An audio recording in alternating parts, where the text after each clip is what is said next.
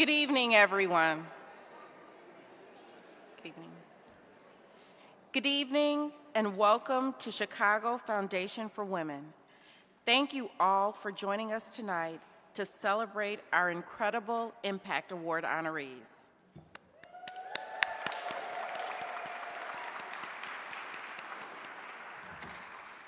I am Anne Marie Wright, Chicago Foundation for Women Immediate Past Chair, and it is an honor to be here with all of you tonight.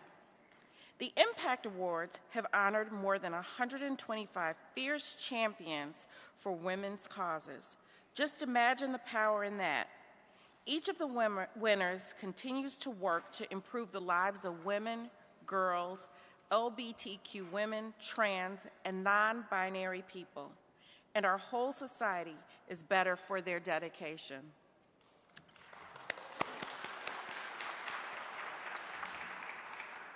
These awards would not be possible without the continued support of our generous donors and sponsors.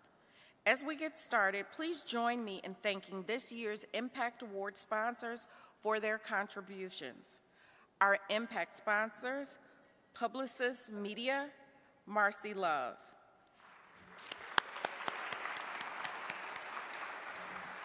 Our action sponsors, Chinese Mutual Aid Association, Elevate, Sonny Fisher, and Carol Prinz and John Hart on behalf of the Anne Marie Fund.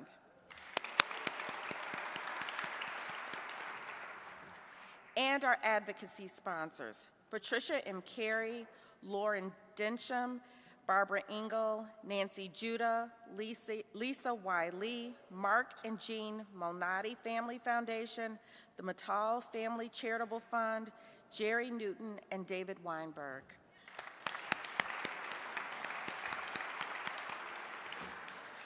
Over the last few years, we have seen too many issues that matter greatly to women and girls go backwards in a truly disheartening way. The repeal of Roe versus Wade, the scariness of a worldwide pandemic, and the huge role it played on health and well-being, women trying to do it all with children at home and economic insecurity for so much of our population. The wars in Ukraine and Israel and Gaza, demonstrating horrendous sexual violence against women and girls, the profound needs of thousands of migrants coming to Chicago, and the list goes on. Women's organizations play a pivotal role in advocating for gender equality, fostering empowerment, and addressing issues that disproportionately affect women globally. They serve as platforms for women to amplify their voices, share experiences, and collectively work towards social, economic, and political advancement. They also provide a supportive network where women can access resources, mentorship, and opportunities for skill development, entrepreneurship, and leadership. Their existence not only fosters solidarity among women, but also drives progressive transformations that are crucial for a more equitable and just society. This is what Chicago Foundation for Women is all about, and in this room, we can all feel really proud of our work in this important space. So tonight, let's celebrate those making the difference and how far we've come, yet recognizing how far we must still go. We'll start this evening by hearing from the Impact Awards Selection Committee, Abigail Joseph, CEO of Bull House Foundation. Good evening. I'm Abigail Joseph, the CEO of the Bull House Foundation. On behalf of the Selection Committee, I'm so pleased to welcome you to the celebration of the 2024 Impact Awards. I'm sorry I can't be with you in person tonight to celebrate tonight's honorees and their amazing work. However, I have the honor of chairing this year's Selection Committee. The Selection Committee had the difficult task of picking the honorees among a stellar group of nominees, the highest in the Chicago Foundation for Women's history, which is a testament to the many diverse leaders fighting on behalf of women and girls in our city. I want to take a moment to recognize the Selection Committee members, my friends and colleagues, many in the room today: Tracy Anderson, Daniel Ash, Keita Rodriguez Bauer, Cecilia Conrad, Teresa Cordova, Sharita Ellens, Freya Hirschberg, Betty Surf Hill, and Eli Williamson. Thank you so much for your time and hard work in choosing such a phenomenal group of honorees. I think I can speak for the rest of the selection committee when I say that it was uplifting and inspiring to be reminded of the important work being done across our region. I'm so grateful we're highlighting the good that is happening in our community and the people who work tirelessly to change systems and fight for women and girls. Through their activism, philanthropy, and service to the community, this year's Impact Awards honorees reaffirm our most important values: the importance of supporting women and girls in whatever capacity that may be, whether it's financially or by using our creative gifts, the right to live free from the threat of violence, the right to have accessible healthcare services and health education, and the importance of economic security and equal pay for equal work. They represent the diversity of women's experiences. Thank you for being trailblazers, for challenging the status quo, for your unwavering commitment, and for advocating for women's rights as human rights. Your efforts are inspiring, and I'm grateful for the opportunity to learn from you. To those in the room tonight, I ask that you take a moment to connect with the honorees and show appreciation for their tireless efforts to promote gender equity. It is essential to acknowledge their contributions and the challenges they have faced. Through their tireless work, these honorees inspire us all to be better. The Impact Award celebrates the honorees' achievements and serves as a reminder that we must all continue to work towards building a more just and equitable world for everyone. I'm hopeful for the future, thanks to their commitment and the commitment of all of the nominees. I'm grateful to Chicago Foundation for Women for giving me the chance to play a small role in honoring you. Jacky, Tara, Janice, Madeleine, Araceli, Michelle, Stephanie, and Shatina, I hope you enjoy the celebration. You deserve every minute of it.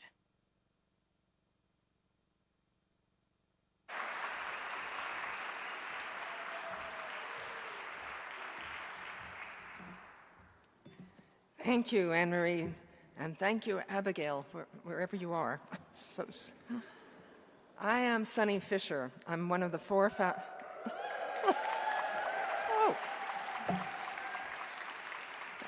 Thank you. Thanks very much. I'm one of the four founders of the Chicago Foundation for Women, and that was nearly 40 years ago that we had this great idea.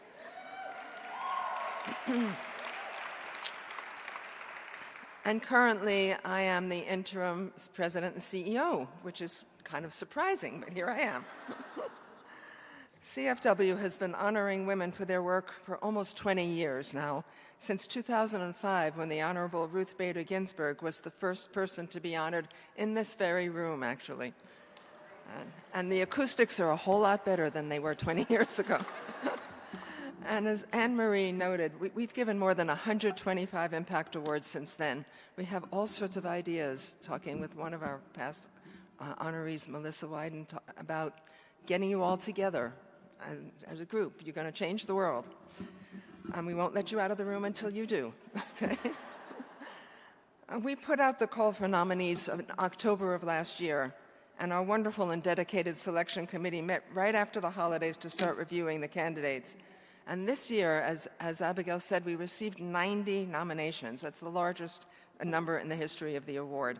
So our selection committee, yeah, it's cool. You know how many incredible people are out there. So the selection committee really had a hard time to figure out how to choose them. So thank you again to the committee for choosing this wonderful group of women.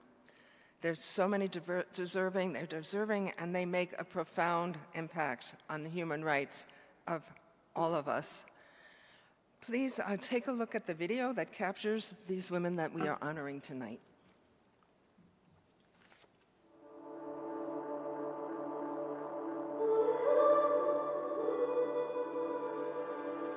When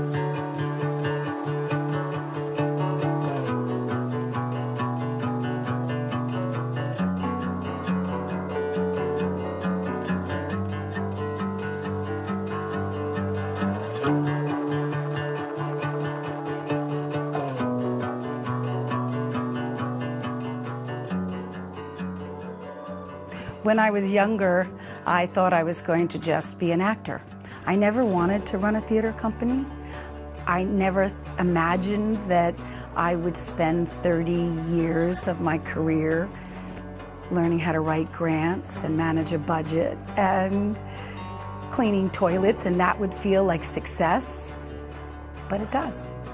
I would like to be remembered as a person who spent her life's work supporting younger women and helping them have a launch pad for their artistic careers.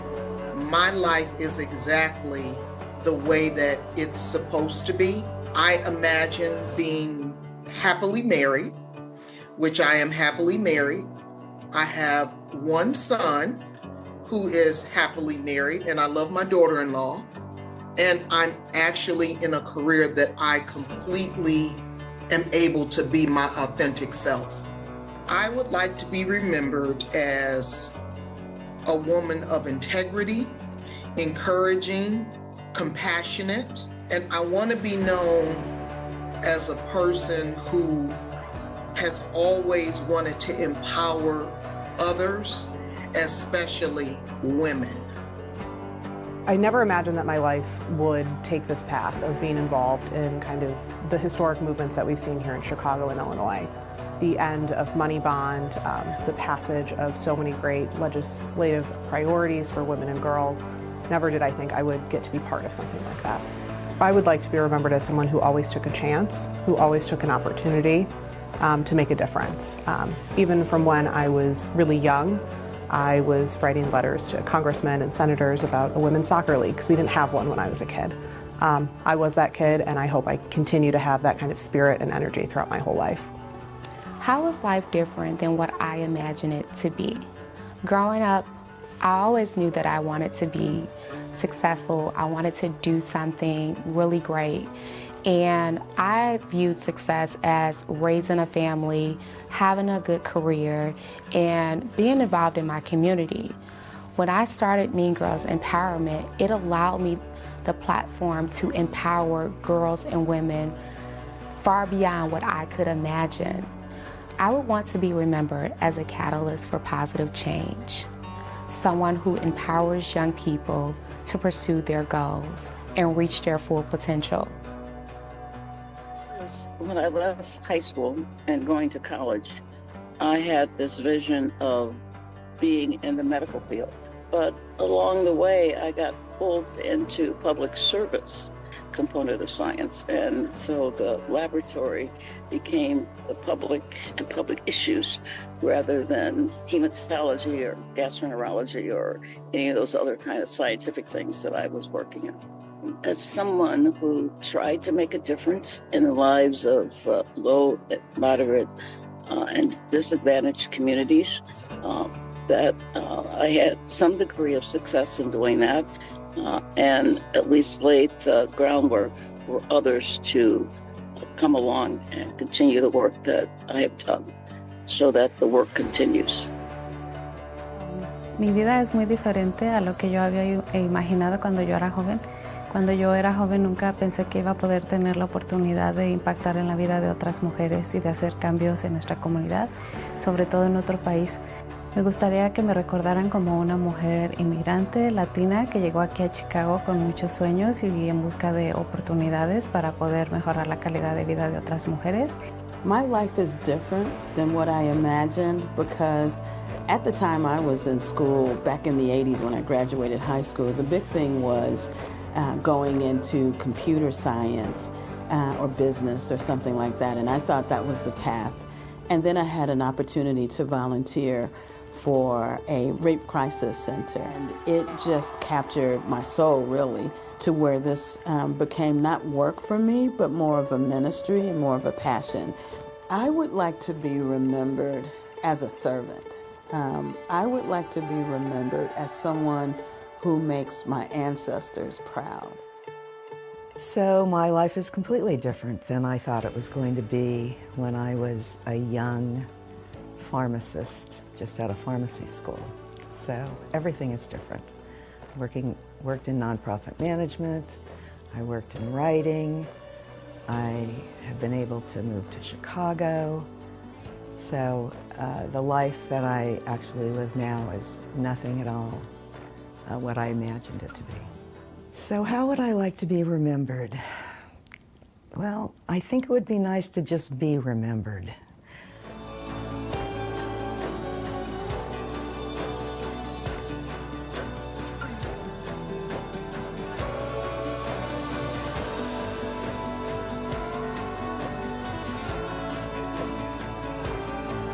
So what an amazing group of women, right?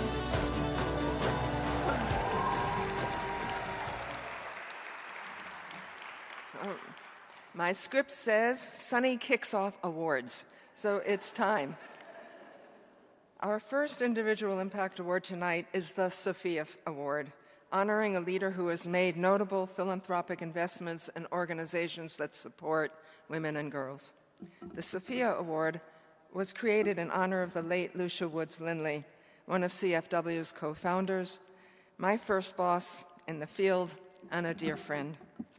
We honor Lucio's vision and courage in stepping up for women and believing with all her heart that women should have the opportunity to realize their full potential. She established the Sophia Fund. Did not want to call it the Lucio Woods Lindley Fund, because Sophia is the Greek goddess for feminine wisdom. The Sophia Fund was the precursor to CFW.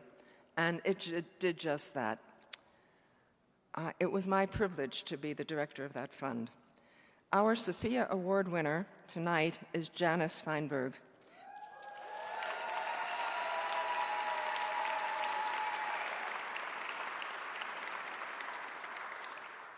Janice personifies this deep commitment and philanthropic wisdom to investing in organizations that support women and girls and lift up the community. She is president of the Joseph and Bessie Feinberg Foundation, a private family foundation committed to community and cultural investments, supporting organizations that improve the lives of people of color from under-resourced communities in Chicago. The Feinberg Foundation has made a strong impact through their philanthropy, focused on social justice, youth programs, early childhood development, literacy enrichment, mentorship, housing, violence prevention, and access to health care. And Janice herself provides pro bono consulting services to many of the nonprofits the foundation sponsors. She also, in her spare time, coordinates the Englewood Data Hub, bringing together the nonprofit community-based organizations in Greater Englewood to foster dialogue, collaboration, advocacy, and community building. Her work is a reflection of her values and of a deep commitment to social justice and of her outstanding humanitarianism.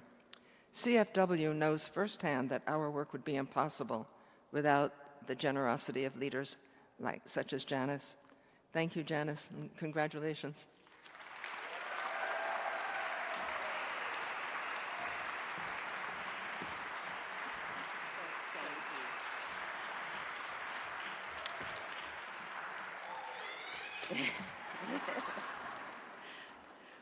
Well, I want to thank the Chicago Foundation for Women and the selection committee. It's quite humbling to be up here, especially among the other award winners tonight. You are out there really doing the work, and I can tell you it's a lot easier to be a philanthropist.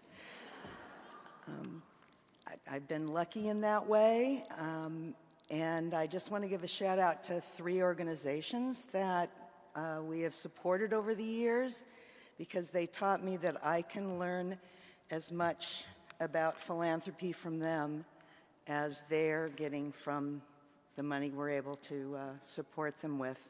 So Jacky Lomax with Girls for Science is the Girls for Science is the only free year-round STEM program for girls in the Chicago region. Jamila Tramiel, who's the CEO of Ladies of Virtue, which is an acclaimed mentoring program for Black girls.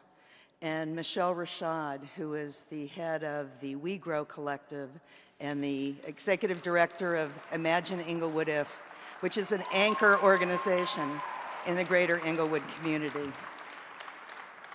It's been such an honor to know you all and watch your organizations grow over the years. And I'd like to just thank you all for being here tonight and supporting the Chicago Foundation for Women.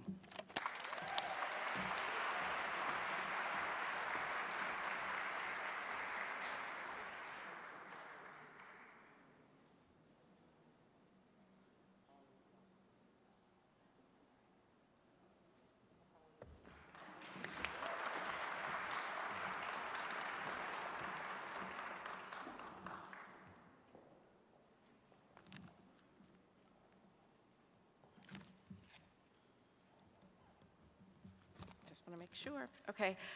I'm excited to present the Founders Award to Jacky Grimshaw.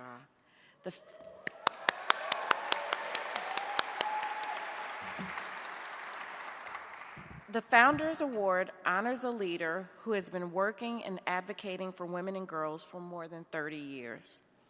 After her early work in the media industry, Jacky worked for the campaign of Chicago Mayor Harold Washington.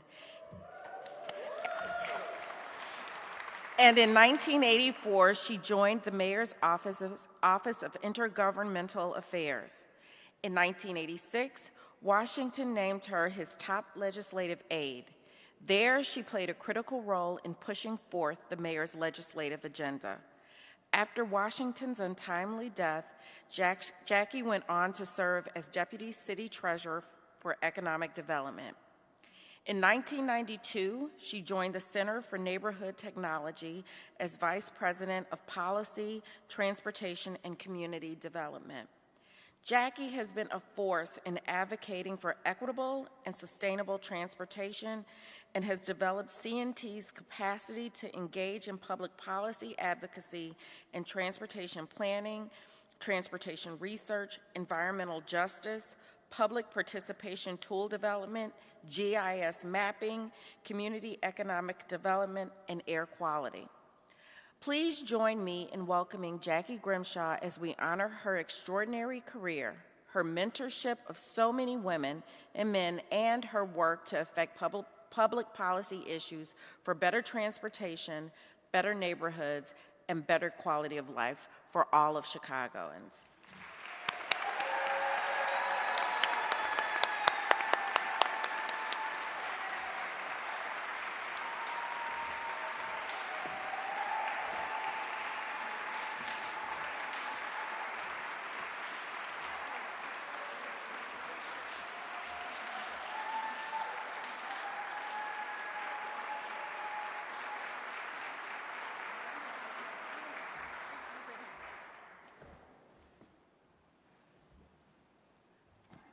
Wow. You guys know how to wow me for sure. Thank you so very, very much for that recognition.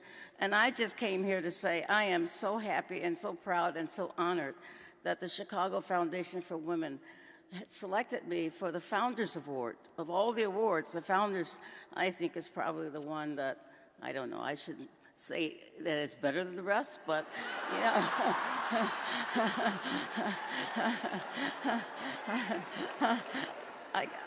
I kind of think so. I mean, since I knew the founders, you know, or know the founders, it's terrific. They're really terrific women, great role models. It's part of my continuing education. I think my commitment to girls and women started when I was young, so it's been more than just 30 years. I had a wonderful Girl Scout leader by the name of Edna Leaner, and she, though, you know, we were this mixture of girls on the south side of Chicago, she taught us about girls and women and really people around the world and how there was so much need for compassion and advocacy. And so it got ingrained in me at an early age, and I think everything I've done since then has in some way it's been in the back of my mind. It's kept me going, kept me grounded. And, you know, some of the things that people talk about, a lot of things I did, what's missing on that resume is the work I did for the Work Incentive Program. Now, a lot of you young people have probably never heard of the Work Incentive Program, but, you know, back in the days when the Republicans thought that Lyndon Johnson's Great Society of helping poor people and disadvantaged people was misguided. So they wanted to make sure that people who needed assistance, that were getting government assistance, that were getting welfare, they had to work, right? And so if they didn't work, then their benefits were imperiled. And so one of the jobs that I had working for the U.S. Department of Health and Human Services was working on making sure that women and the programs for women in Illinois, Indiana, and Michigan, which were the states I had, that they were providing the support to help those women. And a lot of times, you know, out of that came the involvement of Head Start and children and teaching the parents how to help their children with the idea that they were the first educators and they were responsible for the kids. And so, you know, the work I've done for advocacy, for transportation, air quality, all that stuff is wonderful. But helping women who need help, who are part of the society that people want to ignore, that's what is deepest in my heart. And I am grateful for all the opportunities I've had. I could talk about every career I've had, and that relationship is always there to the importance of women. And, you know, even now, can I just ask somebody to stand? You know, one of the things, my organization, Center for Neighborhood Technology, created this Jacky Fellow. Now, wanting to be embarrassed by something is having a fellowship named after you, but they did, and in spite of my protests. And my Jacky Fellow is here, and I just want you to see her and to see what a wonderful person. So stand up, Jacky Fellow.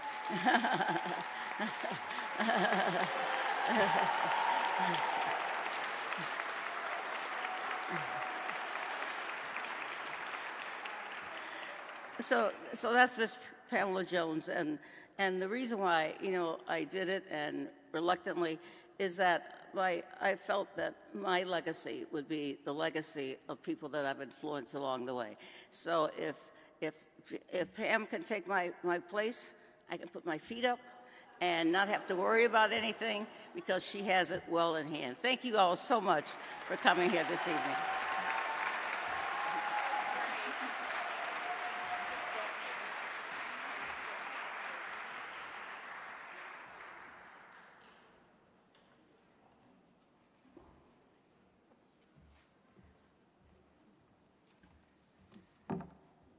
Thank you, Jacky, and congratulations. I'm pretty thrilled to present our next Impact Award to my dear friend, Tara Mallen. Unaccustomed as she is to applause, I think that was appropriate. Tara richly deserves our Beacon Award, which honors leaders who, through their art, has helped empower women and girls. Tara is founder and artistic director at Chicago Rivendell Theater Ensemble, which elevates the lives of women through the power of theater. She is a deeply humane and multi-talented artist. She's a superb director and a stirring actress. Her commitment to social justice comes through in every play that she touches. And she also connects with, and by making tickets available to women's organizations all over the city, particularly on the issues that are depicted in the plays.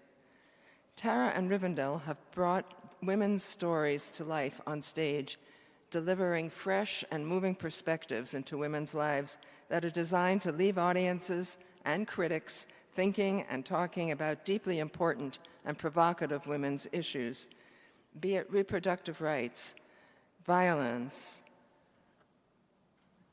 poverty, women in the military, ageism, which is becoming one of my most favorite discriminations, or mourning the death of one's own mother, and many, many more issues. Especially with today's threats to women's rights, we need art to give us solace, understanding, and even move us to action.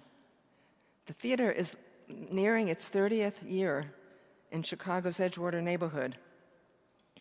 I met you when you were just a kid. I can't believe that. And has earned countless awards. Go see Wipeout, their current play. You'll never look at women over 70 in the same light after watching this play of 3 women who learn how to surf. So thank you, Tara. And please, everybody, join me in congratulating our Beacon Award winner, Tara Mallen.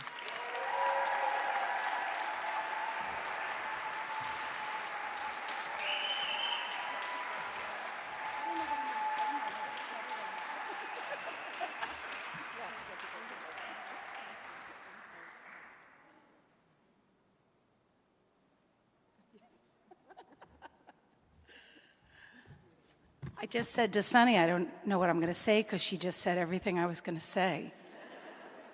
Like I said in the video, I never intended to start a theater company. When my now husband and I moved here over 30 years ago, it was to become world famous actors. And then somewhere along the way, I met a collective of really amazing women. And I wanted to create an artistic home for them. And we did. And it's tiny and it's intimate. And we have some of the most wonderful artists that call that place an artistic home. And over the last 30 years, we've collected so many amazing patrons that call it their favorite place to see plays, that create a great place to have a really meaningful conversation. And I also believe, truly, in my heart, that stories can change the world. And that by putting a play on our tiny little stage, maybe in some way we can make Chicago a better city.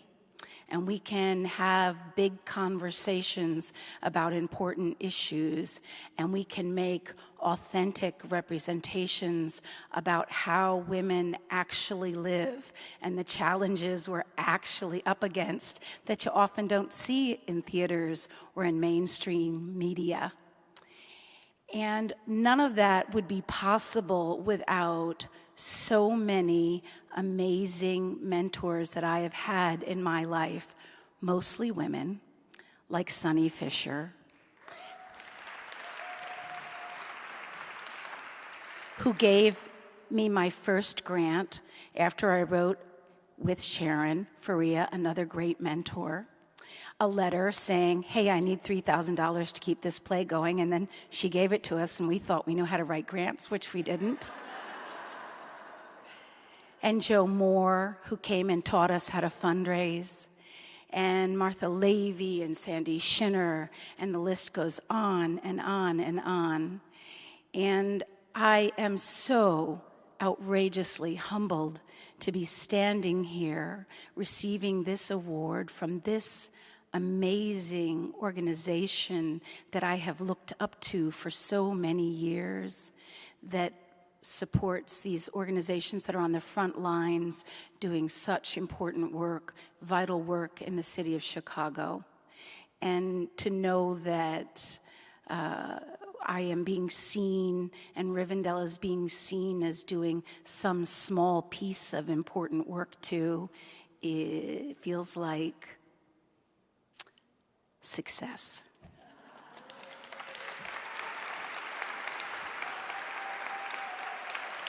So thank you for validating 30 years of doing what I love to do. And I am so, so honored to be amongst this group of powerful, impactful, courageous, generous ladies that I can't wait to get to know better. Thank you.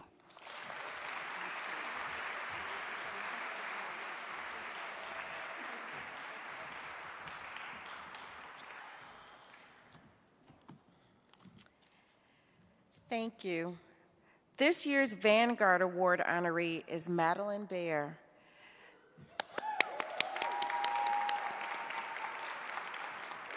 The Vanguard Award honors the leaders in our community 30 years old or younger for their advocacy efforts to support women and girls. Madeleine is the Policy and Communications Director at Chicago Alliance Against Sexual Exploitation, CASE, a nonprofit organization that addresses the culture, institutions, and individuals that perpetrate, profit from, or support sexual exploitation.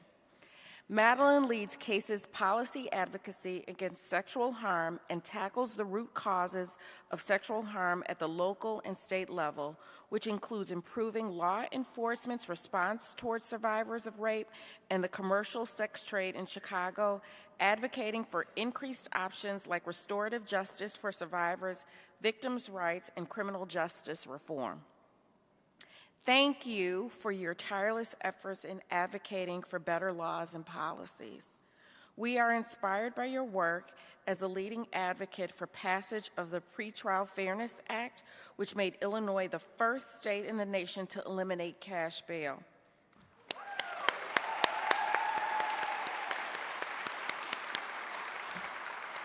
This had a significant impact on our community, especially on women and girls who find themselves in the criminal justice system as defendants. Madeleine, we can't wait to see what you accomplish in the next 30 years. Please join me in thanking Madeleine for her work. Madeleine, please join me on stage to accept your award.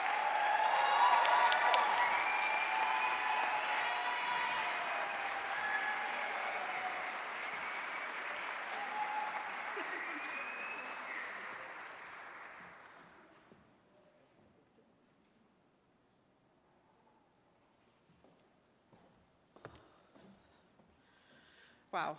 Thank you to the Chicago Foundation for Women for this. This is incredible. You all do incredible work. Supporting women and girls means that we're building stronger communities for everyone, so thank you. I want to say thank you to my colleagues at the Chicago Alliance Against Sexual Exploitation, some of whom are here, some of whom couldn't be here tonight. Katha Morris-Hoffer, Elizabeth Payne, Anika Sterling-Flores, Ryan Spooner, Taylor Matthews, Mallory Littlejohn, and the entire team. Everyone at CASE serves survivors of sexual harm with such tenacity and such grace, and I'm so incredibly honored to work with you all and learn from you all every day.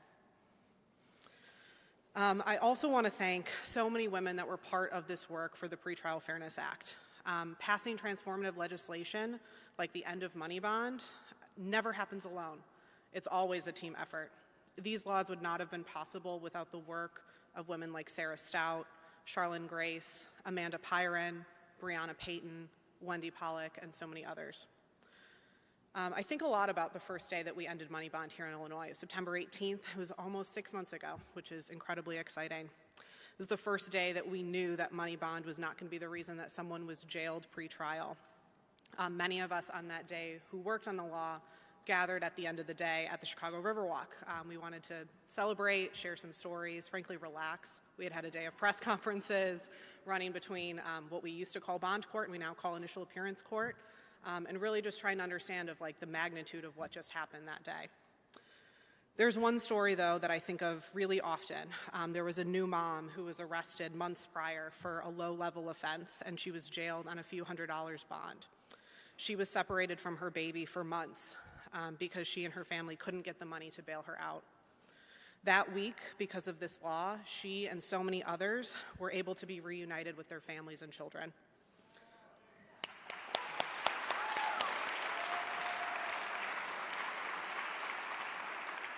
Being part of this movement to ensure that poverty doesn't mean that someone is jailed indefinitely and to ensure that victims of crime have better rights under the law is really the privilege of a lifetime. Illinois may be the first state to end money bond in pretrial jailing decisions, but it really, hopefully, will not be the last. So thank you so much.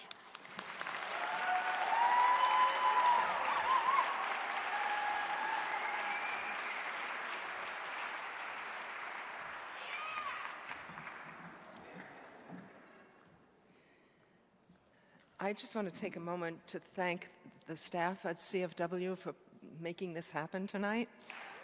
Yes, thank you all.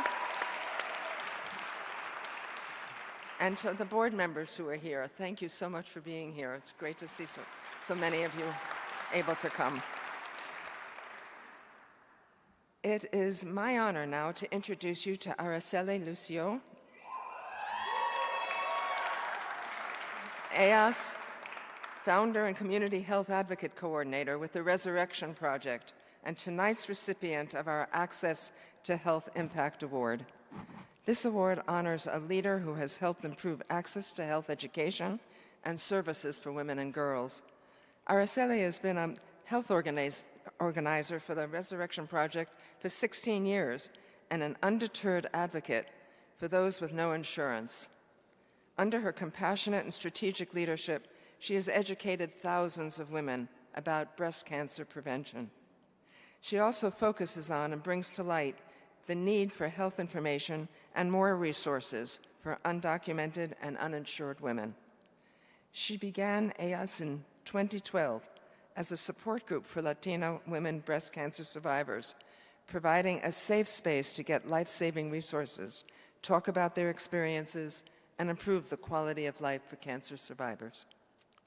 Araceli has also been instrumental in training community leaders to advocate for programs to help the community with health disparities and ensure that the information is widely available to hundreds more women.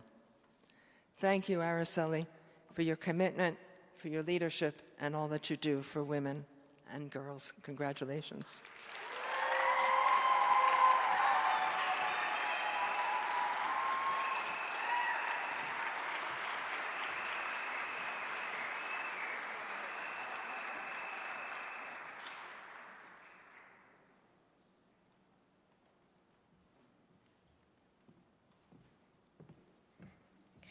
Well, 20 years ago, when I started as a community health worker in the community, educating a lot of women in breast cancer prevention, I had a lot of difficult situations, situations that women didn't have the resources that they need or the treatment that they need. So I took that as an opportunity to create EAS, en la lucha sobrevivir, or in the fight to survive. As a support group for breast cancer survivors. But I didn't want EAS just to be a breast cancer support group.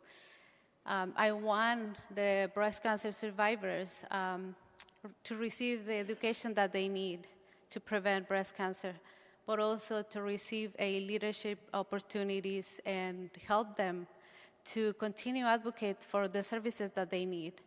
Now I had a lot of breast cancer survivors who are part of EAS. And this recognition is not just for me, it's for Juanita. Yeah. And Sylvia, who are part of the EAS. And they are creating more opportunities for more survivors. They are a role model for other survivors in the Latino community. But also, this recognition is for women who are supporting our work, like Dr. Molina, who has been my mentor for many, many years and who believes in the work that we are doing in our community, and also who are always supporting our cause and looking for more treatments and also how to save lives in our Latino community. So thank you very much, and thank you for this opportunity and for everyone who made this possible. Thank you, Chicago Foundation for Women.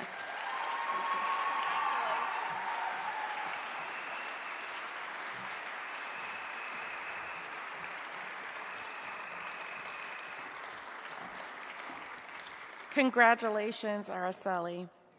I'm thrilled to introduce Michelle Martin as this year's Economic Security Impact Award recipient.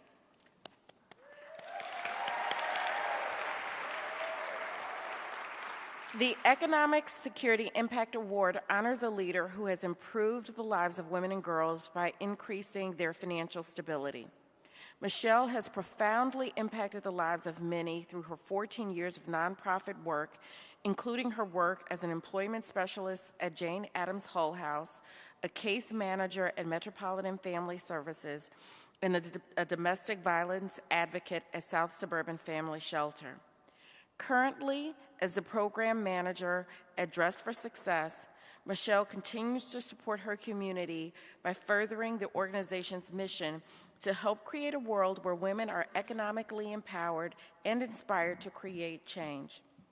Michelle's dedication to providing free programmatic services for workforce development, employment retention, career advancement, personal, financial, and leadership training has changed the lives of so many women and their families. And we all know when you support women, it has a ripple effect for our entire community. Please join me in welcoming Michelle Martin.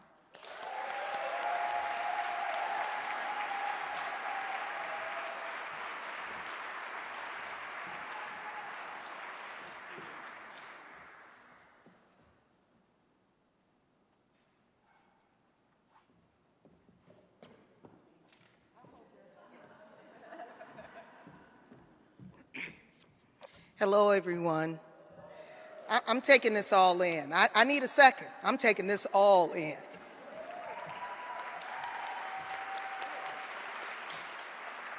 First and foremost, I would like to give thanks to God for his never-ending grace and mercy over my life. My sincerest thanks to Tracy McMurray, a Dress for Success member, board member, who took the time to nominate me for this amazing award, and the Chicago Foundation for Women for selecting me to be the recipient of the Economic Security Impact Award. I am humbled and I am honored to be among exceptional female leaders who are leading the charge to support and advocate for women and girls.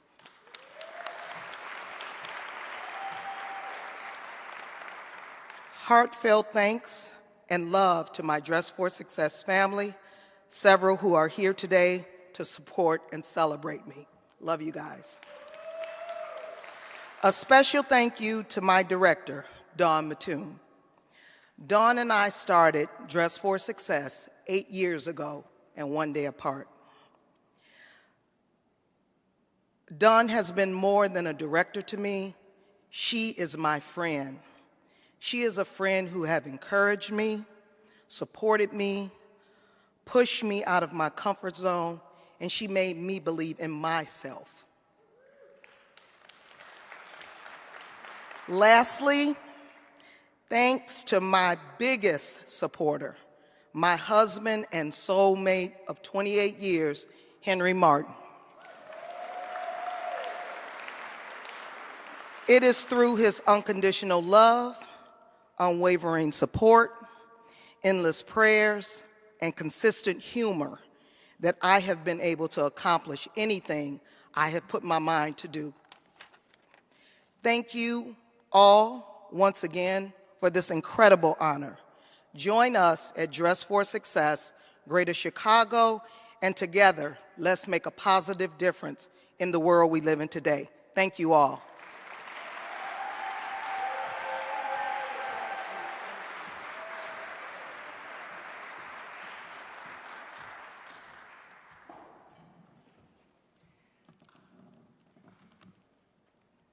Congratulations, Michelle. And I love the suit you're wearing.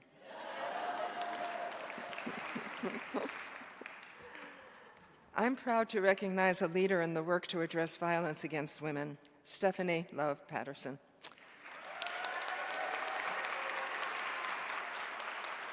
Stephanie has earned our Freedom from Violence Impact Award because of the extraordinary work as the Executive Director of Connections for Abused Women and Their Children, CAWC, an organization that has saved thousands of lives. Stephanie has worked with CAWC for nearly 25 years.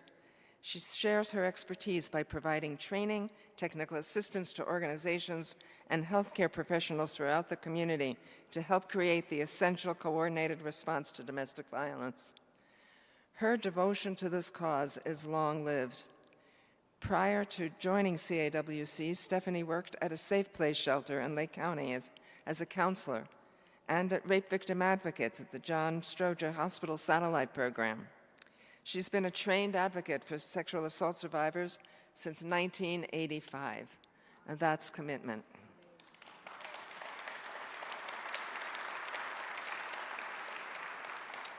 Stephanie currently serves on the advisory board of the National Center on Domestic Violence and was recently appointed to Mayor Brandon Johnson's Women's Advisory Council.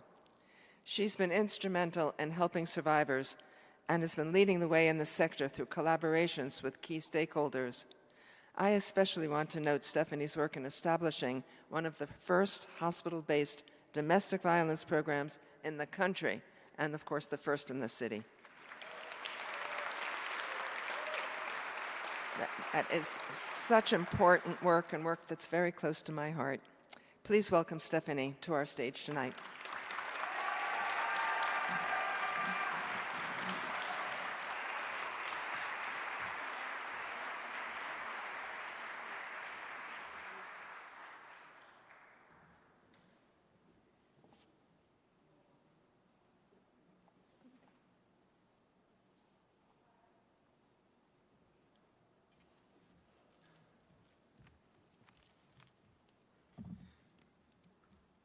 Don't want to break it. Good evening, everyone. I am so honored to be here. Thank you, Chicago Foundation for Women. I was so thrilled to get the call that I was from Sunny and from Abigail to let me know that I was one of the recipients of the Impact Award. That means so much to me, and especially Sunny Fisher, who all those many years ago, I've heard so much about. She's a legend, and when I remember when I first met her, I'm like, Sunny, Sunny, just because of what you've meant to the field. So thank you so much. Thank you to the entire selection committee. Thank you to, I'm not sure if Linda Tortolino is here, and Neha Gill and Amanda Pyron, who I know is here for helping to support my nomination. Thank you so much. I'm honored to receive this award along with this amazing group of women. Can we give them another round of applause? I was just sitting in awe, just listening to how they are working to better the lives of women and children. And as been said a few times, we know that when we lift up women and girls, the whole community rises. And that's such important work, especially in times like this. So congratulations to all my sisters in this work. I want to also take a minute to thank my village. I could not do this work without my village. That village is made up of some of my past and current staff from CAWC and board members. Thank you all so much for being here. That village is made up of my cousin, Dorothy, my best friend, her name is Stephanie, and my amazing husband who listens to my stories, who champions my successes, who listens to those challenges and just supports me. And as was said earlier, I just couldn't do the work that I do. So thank you so much for all of that. And also in my village are my church members. That's so important to me, being able to have that spiritual foundation to continue to do the work that we do. And again, thank you to CAWC. CAWC has been such an amazing organization to work for these past 25 years, and I'm proud to be associated with it, with the organization. In the video, I think I talked about my mom. And at that point, it means even more to me today because I lost my mom earlier this month on March 2nd. And right now I'm standing here as just a little girl wanting my mom to be proud of me and excited to have my mom be proud of me.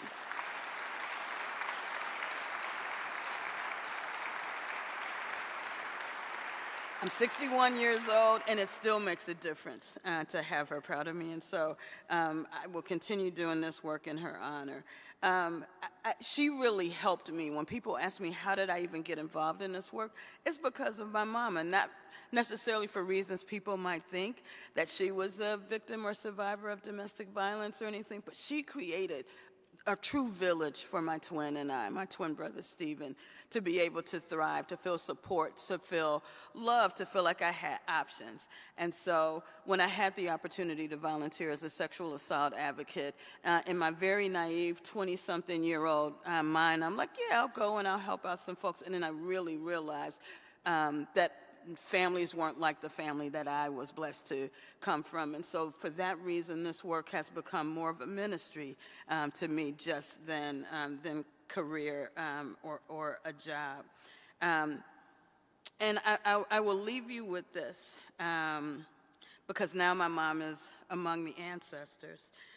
There's a quote, a favorite quote I have from Anna Julia Cooper. If you don't know her, look her up, check her, or Google her, I guess, for the young folks. And I'm paraphrasing here part of the quote where it says, is the gist of the quote, as a black woman, where and when I enter, then and there, excuse me,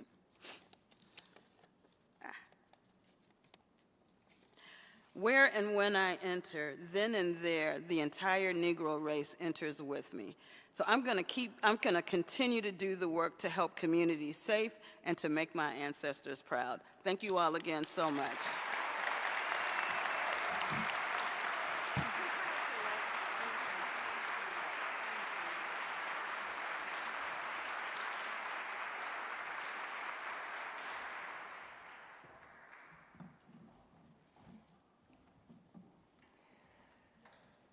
There's an incredible group of honorees. So we have a couple more to introduce you to in a little while, but now this is a different part of my job. The script says, fundraising ask. So really, thank you for being here. Thank you for supporting CFW, and it's my job to ask you to continue to help. Women needing job training for professions that can help them make a living wage. Women of color in neighborhoods needing change, the neighborhoods that need change, learning how to be leaders. Health advocates ensuring that reproductive choices belong to women themselves. Survivors of sexual assault or domestic violence receiving the advocacy and the services necessary to restart their lives. Over 300,000 women a year benefit from the resources provided by the Chicago Foundation for Women. CFW continues to provide transformative support for work that is too often unheralded and underfunded. For scores of groups that are now long-term grantees, we were their first funders. And we offer that capacity building skills and anything else that they might need to succeed and to become our longtime grantees. It's our dedication to lifting up the work of our grantees that sustains us all. So here's where you come in. I ask that you use the QR code on the screen, or you can also find it in your program, and donate as generously as you can to the Chicago Foundation for Women, so we can continue to expand our crucially important work of increasing freedom from violence, access to health services, economic security, leadership training for women in advocacy, especially as we face a critical election year. Every dollar matters, and each dollar you share, we pour right back into women-led community organizations. I remember learning a fundraising line from the great Gloria Steinem, who said, think about what you'd like to give, but give us at least what you paid for your last pair of shoes. Whatever you give, thank you so much for your generosity, and please take a couple of minutes now to donate to CFW through the QR code or through the screen. Thank you.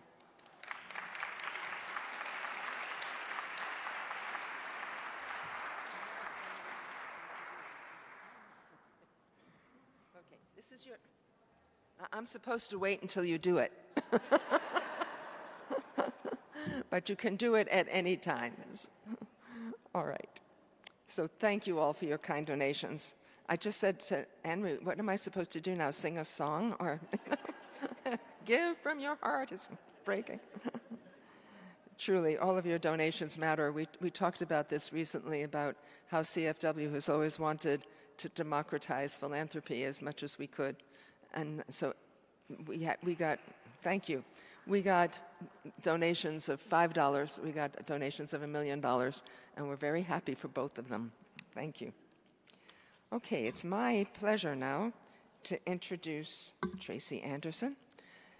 Annually, we present an award in honor of the late Reverend Willie Tappan Barrow, a civil rights activist, minister, mentor, and a dedicated advocate for women's rights, and the legacy behind the Willie's Warriors Leadership Initiative. I want to call Tracy Anderson to the stage. She's a member of our award selection committee as well, and on the Willie's Warriors Advisory Council, and she will present this honor. Tracy.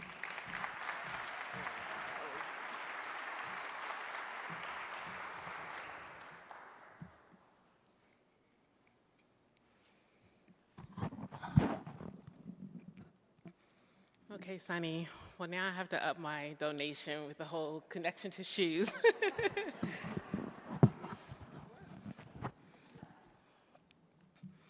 It's an honor to be in a room filled with so many committed people to this cause. As a true pioneer to this important work is Reverend Willie T. Barrow. She was a pioneer and exemplified women's leadership in many social justice movements. She was a key contributor to the Southern Christian Leadership Conference and the 1965 March on Selma, Alabama, with Dr. Martin Luther King. Yet she was often behind the scenes, like so many women, and didn't get the recognition that she deserved.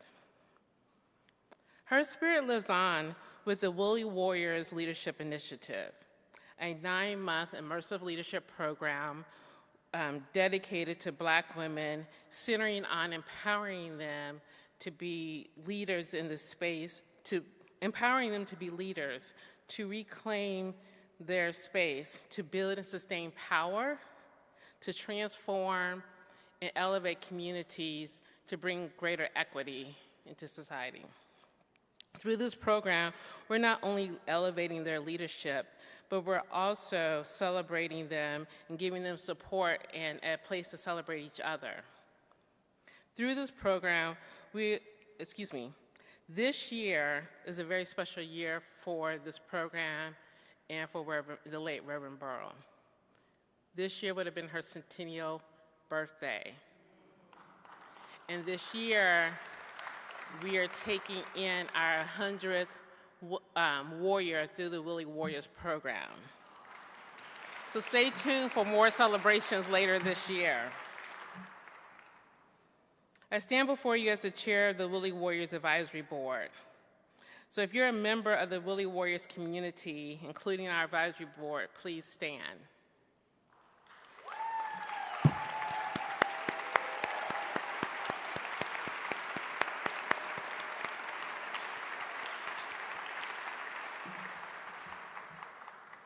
As groundbreaking leaders in Chicago's civil rights movement, Reverend Barrow helped to build connection with many who were working for change. You would often hear her remind members of the movement, we are not so divided as we are disconnected. At CFW, we are about making those connections and leveraging our amazing grantee organizations to do so. It is with great pleasure to introduce you to one of those organizations. Founded on the principles of kindness, inclusion, and personal growth, Mean Girls Empowerment is a beacon of hope in a world often overshadowed by negativity and division. MEAN is an acronym that means manage emotion, avoid negativity. Dedicated to supporting and uplifting young girls and women, this organization strives to break barriers and to foster self-confidence. Through their innovative programs, mentorship initiatives, and advocacy efforts, Mean Girls paving the way for a more inclusive future where kindness resides, and every girl and woman knows their worth. Please join me in a round of applause for Mean Girls Empowerment and their founder and executive director, Shatina Edwards, and the great work that they're doing.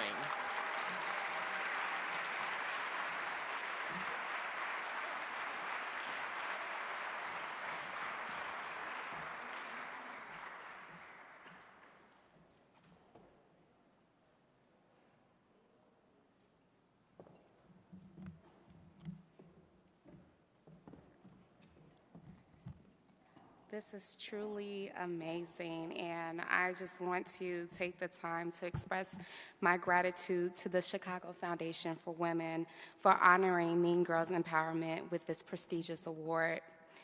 I would also like to thank the entire Mean Girls Empowerment team for their unwavering support in bringing our vision to life. Thank you.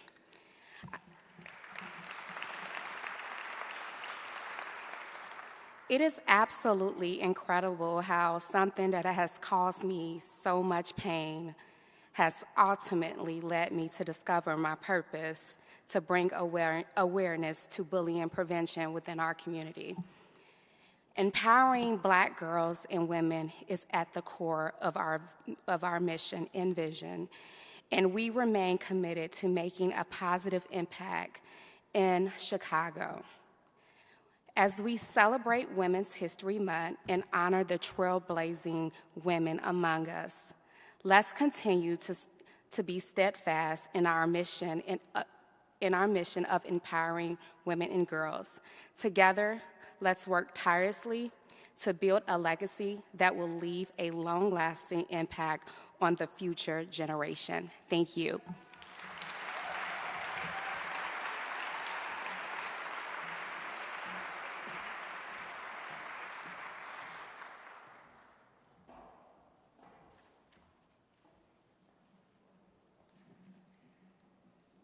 We have one more award to present, and unfortunately they couldn't be here tonight. But I ask you to take a look at the video from our 2024 Outstanding Corporate Citizen Honoree, FONDATION Chanel. Please take a look. Good evening, friends, colleagues, and co-conspirators. I am so honored to be with you here tonight, at least virtually, and really sorry that I couldn't be there in person. I'm sure you're all having a really great time, and I totally have FOMO right now. Let me just say, ladies and gentlemen, that we have a childcare problem in this country, and we need solutions, and we need solutions now. And that's it. I am Madeleine Azrak, Managing Director of FONDATION Chanel for the Americas. For those of you who don't know us, we are a global corporate foundation committed to creating a world where girls and women are free to shape their own destinies. FONDATION Chanel is really touched to be honored by our friends at the Chicago Foundation for Women this year.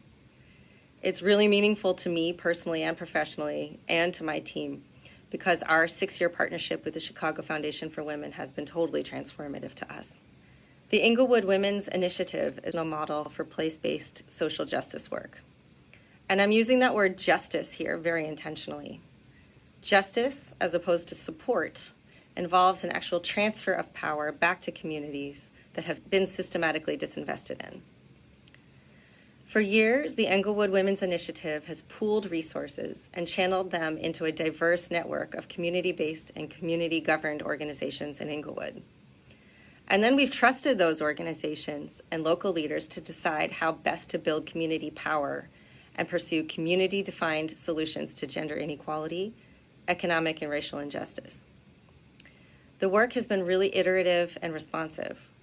When Englewood women leaders told us during the pandemic that years of economic progress were evaporating and the pressure on single moms was becoming unbearable, the initiative pivoted very quickly to provide more mental health and microcredit resources to get moms protected and back on their feet.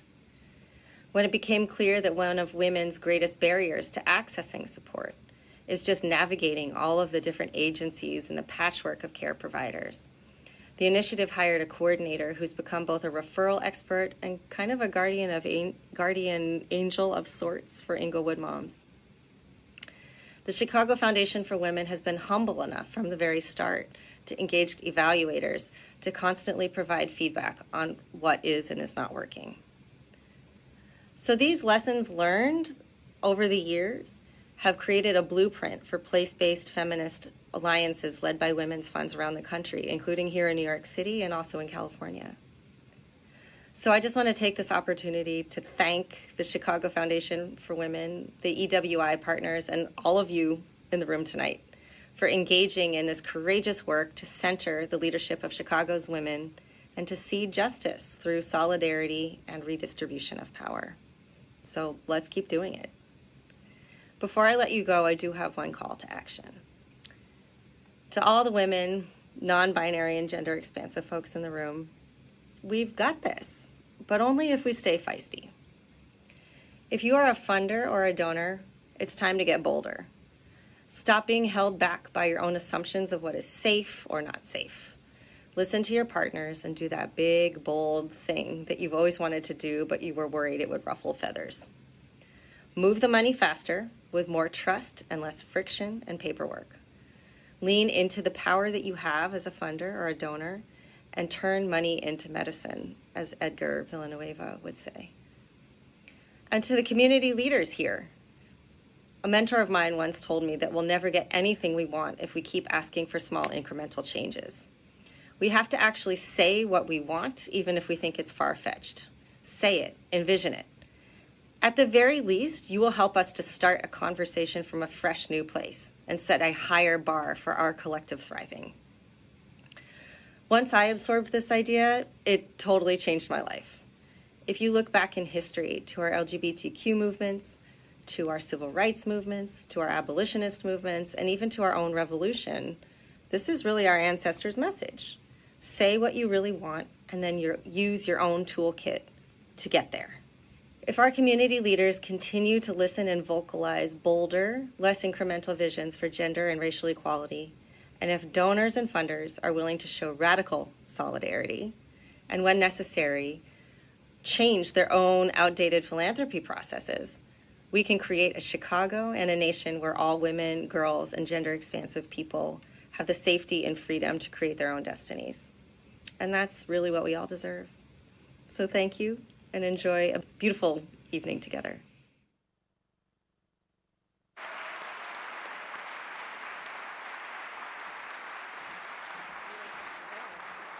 Wow, wow. So congratulations again to Shatina, Tara, Stephanie, Madeleine, Michelle, Jacky, Araceli, Janice, and Foundation Chanel for your incredible work. You all leave us outrageously inspired and energized. So much profound work and inspiration in this room. Thank you all for joining us tonight, and have a wonderful evening. And please join us at the reception where you can meet these incredible women for yourself. So thank you.